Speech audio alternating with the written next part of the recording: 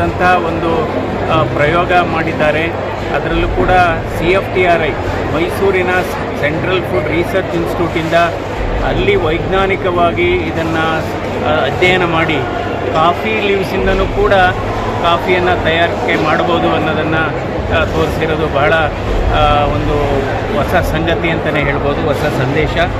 Coffee ಟಿಸೇನ್ ಅದನ್ನು ನಾನು ಕೂಡ ಟೇಸ್ಟ್ ಮಾಡಿದೆ. ಕಾಫಿ ಥರ ಟೇಸ್ಟೇ ಇದೆ. ಅಂದರೆ ಇದರಲ್ಲಿ ಬಹಳ ಮುಖ್ಯವಾದದ್ದು, ಈಗ ಪ್ರತಿಯೊಬ್ಬರಿಗೂ ಗೊತ್ತಿರೋದು ಕಾಫಿ ಸೀಡ್ಸಿಂದ, ಅದು ಕಾಫಿ ಬೀಜದಿಂದ ಕಾಫಿ ಮಾಡೋದು ಅದು ಸರ್ವೇ ಸಾಮಾನ್ಯ.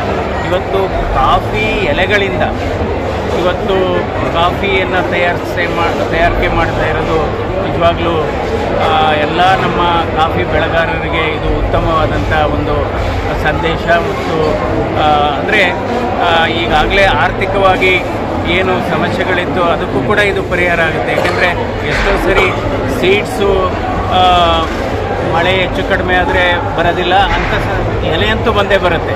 ಸೊ ಅದಕ್ಕೋಸ್ಕರ ಇದು ಪರ್ಯಾಯವಾಗಿ ಒಂದು ಕಾಫಿ ಗ್ರೋಯರ್ಸ್ಗೆ ಒಂದು ಆರ್ಥಿಕ ಸಬಲೀಕರಣ ಆಗಲಿಕ್ಕೆ ಬಹಳ ಅನುಕೂಲ ಆಗುತ್ತೆ.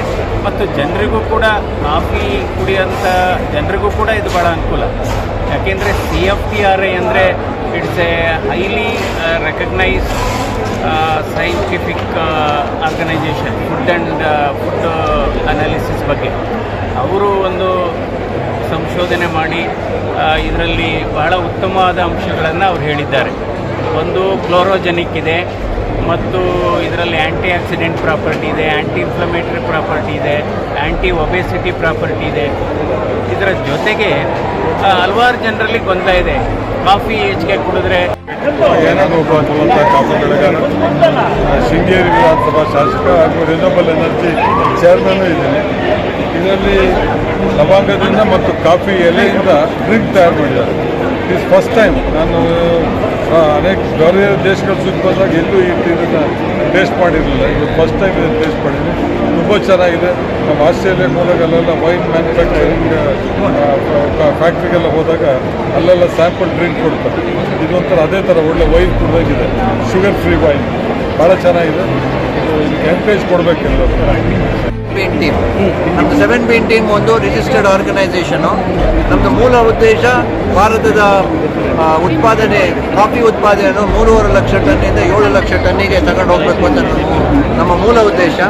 ಮತ್ತು ಅದು ವಿಷಮುಕ್ತ ಬೆಳೆಗಳನ್ನು, ಕಾಫಿ ಇರ್ಬೋದು, ಮೆಣಸಿರ್ಬೋದು, ಕಾರ್ಡಮಮ್ ಇರ್ಬೋದು, ಅಥವಾ ಅಡಿಕೆ ಇರ್ಬೋದು, ಇವೆಲ್ಲವನ್ನು ಒಂದು ವಿಷಮುಕ್ತವಾದ ಒಂದು ಬೆಳೆಯಬೇಕು ಅಂತ ನಮ್ಮದು ಒಂದು ದೂರದೃಷ್ಟ ಆಲೋಚನೆ.